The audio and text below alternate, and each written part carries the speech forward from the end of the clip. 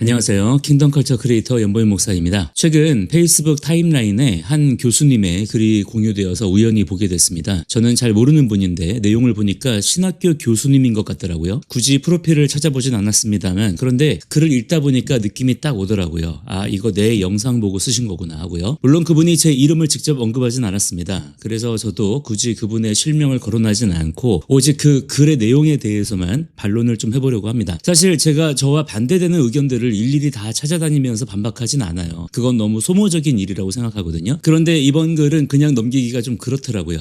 일단 교수라는 네임밸류가 주는 무게감도 있고 확실히 교수님이라 그런지 글을 참 매끄럽게 잘 쓰셨습니다. 얼핏 보면 굉장히 논리적이고 설득력 있게 들리거든요. 그래서 자칫하면 내용을 잘 모르는 분들이나 우리 성도님들이 그런가 하고 흔들릴 수도 있겠다 싶었습니다. 그분이 아주 그럴싸한 논리로 제 주장을 반박하셨으니 저도 오늘 그 논리의 허점을 파고들어서 왜 그 주장이 틀렸는지 나름대로 그럴싸하게 반박해 보도록 하겠습니다. 그 글의 요지는 간단합니다. 어떤 목회자가 예수 믿는 사람은 좌파가 될 수 없다라고 하는 영상을 봤는데 이 교수님이 보시기에 그건 예수 믿는 사람은 우파가 될 수 없다라는 말만큼이나 위험하고 무식한 발언이라는 겁니다. 그러면서 목회자들이 공부를 안 해서 좌파와 공산주의도 구분을 못한다고 훈수를 두시더라고요. 사회민주주의는 공산주의가 아니고 자본주의의 단점을 보완하는 좋은 제도인데 왜 교회가 이걸 배척하느냐는 논리입니다. 아주 점잖고 합리적인 지적처럼 들립니다. 그래, 우리가 너무 한쪽으로 치우치면 안 되지, 균형을 잡아야지 라고 생각하게 만들죠. 하지만 여러분, 바로 그 지점이 지금 기독교가 이 지경이 된 함정이라고 생각합니다. 오늘 저는 그 글 속에 숨겨진 치명적인 논리적 오류와 왜 기독교인이 본질적으로 좌파 이데올로기와 섞일 수 없는지, 왜 대항해야 되고 대적해야 되는지 그 진짜 이유를 말씀드리려고 합니다. 먼저 이분이 주장하는 핵심 논거를 볼까요? 좌파가 반드시 공산주의 추종자는 아니다. 사회민주주의는 자본주의 틀 안에서 복지를 가미한 것일 뿐이다. 이렇게 말합니다. 맞습니다. 정치학 교과서적인 정의로는 그렇게 구분될 수 있죠. 하지만 우리가 경계하는 것은 사전적 정의가 아니라 그 사상이 지향하는 실제 방향성과 실제 열매입니다. 사회민주주의가 말하는 평등과 정의가 과연 성경이 말씀하는 정의와 같을까요? 그들이 말하는 복지라고 하는 것이 결국 무엇입니까? 결국 국가가 개인의 사유재산권을 과도하게 침해해서 강제적으로 부를 재분배하는 시스템이에요. 성경은 자발적인 나눔과 자선을 가르치지 국가가 칼을 들고 부자의 것을 빼앗아서 가난한 자에게 주는 것을 정의라고 가르치지 않습니다. 더 심각한 건 현대 정치사에서 소위 사회민주주의를 표방했던 수많은 세력이 결국에는 기독교적 가치를 해체하는 방향으로 움직였다는 사실입니다. 차별금지법, 동성애 옹호, 낙태의 권리와 이 모든 것이 어디서 나옵니까? 바로 이들이 말하는 평등과 인권이라는 이름 아래 자행됩니다. 경제적으로는 공산주의가 아닐지 몰라도 문화적 막시즘의 관점에서는 그 뿌리가 맞닿아 있어요. 그런데 목회자들이, 사실 그분이 지칭하는 건 저였는데요, 제가 용어 하나 구분 못해서 무식하게 반대하는 거라고요? 아니요.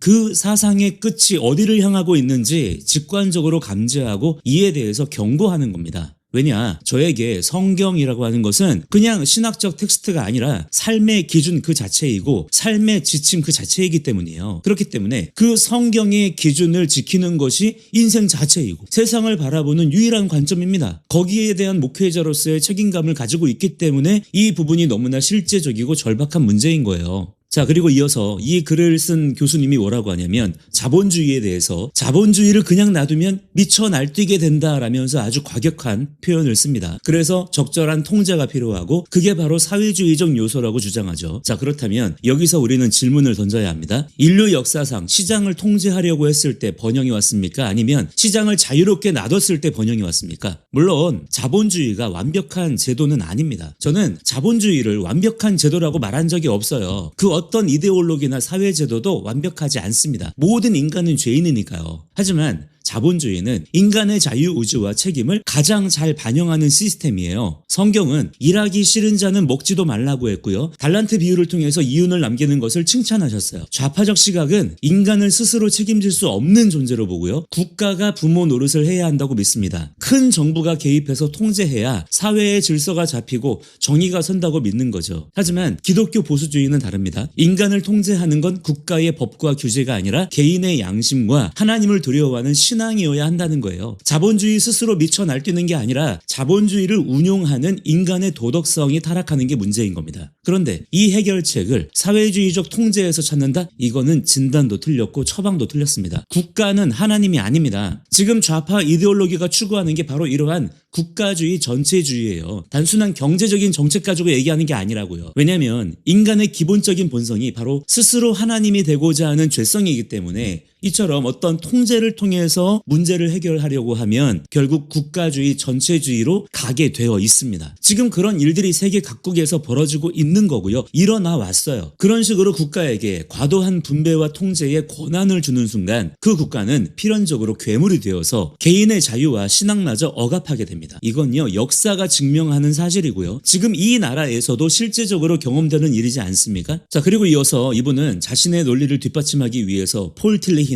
영국의 감리교회, 해방신학 등을 언급합니다. 봐라, 훌륭한 신학자나 교회도 사회주의를 지지했다라는 거죠. 자, 여기서 우리는 분명히 짚고 넘어가야 합니다. 폴 틸리히는 대표적인 자유주의 신학자입니다. 그가 말하는 신학이 과연 복음주의적이고 성경적인 신앙과 일치합니까? 저는 그렇게 생각하지 않습니다. 오히려 이 예시는 좌파적 사상을 받아들이면 신학도 자유주의로 흐르고 결국 성경의 권위를 훼손하게 된다라는 우리의 우려를 입증해주는 꼴입니다. 해방신학도 마찬가지입니다. 예수 그리스도의 십자가 구원을 정치적, 경제적 해방으로 축소하고 왜곡시킨 결과가 어떠했습니까? 남미 교회가 영적으로 얼마나 황폐해졌는지 우리는 똑똑히 목격했습니다. 목회자가 공부가 필요하다고요? 무식해서 그렇다고요? 네, 그렇습니다. 공부가 필요합니다. 더 똑똑해져야 합니다. 하지만 그 공부는 세상의 좌파 이데올로기를 신학에 억지로 끼워 맞추는 공부가 아니라 거짓 사상에 미혹되지 않도록 분별하는 공부여야 합니다. 예수 믿으면 우파가 되어야 한다라는 말이 듣기 싫으신가 봅니다. 물론 저도 그 워딩 자체는 동의하지 않아요. 우리가 우파가 되기 위해 예수님을 믿어야 되는 게 아니기 때문이죠. 하지만 정확히 말하자면 성경을 정말 문자 그대로 믿고 하나님의 창조 질서와 하나님의 살아계심과 하나님께서 우리에게 주시는 자유와 책임을 존중한다면 자연스럽게 보수주의적 가치관을 가질 수밖에 없다가 정답입니다. 이건 강요가 아니라 신앙의 논리적 귀결인 거예요. 자, 마지막으로 이분은 목회자들이 교인들을 분열시킨다라고 비판하더라고요. A 목회자가 사회주의 반대 설교를 하니까 교인들이 떠나가더라 라는 일화를 들면서요. 여러분, 그런데요, 교인들이 교회를 떠나면 그게 분열입니까? 교회는요, 사람을 모으기 위해서 비위를 맞추는 곳이 되어서는 안 됩니다. 진리는 원래 쪼개는 속성이 있습니다. 예수님도 내가 세상에 화평을 주러 온 줄로 생각하지 말라, 화평이 아니요 검을 주러 왔다라고 말씀하셨습니다. 만약 어떤 사상이 하나님의 말씀과 대치된다면 교회는 마땅히 그것을 반대해야 되고요, 쪼개야 됩니다. 그것 때문에 누군가가 상처받고 떠난다고 해서 진리를 덮어두고 좋은 게 좋은 거다 라면서 섞이는 것이야말로 목회자의 직무유기이지 않겠습니까? 지금 대한민국은 단순히 정치적 견해 차이로 싸우는 게 아닙니다. 하나님을 대적하는 사상, 교회를 무너뜨리려는 체제와의 영적 전쟁 중에 있습니다. 이런 상황에서 좌파도 품고 우파도 품자라는 양비론은 언뜻 보기엔 쿨해 보일지 몰라도 정작 전쟁터에서는 아군에게 총뿌리를 겨누는 행위나 다름없는 것입니다. 기독교인이 좌파가 될 수 있냐고요? 그들이 말하는 좌파의 핵심 가치 뭡니까? 유물론, 반성경적 인권, 국가주의예요. 그거를 그냥 받아들인다면 그는 더 이상 온전한 기독교인이라 하기 어렵습니다. 그게 저의 흔들리지 않는 판단 근거예요. 우리는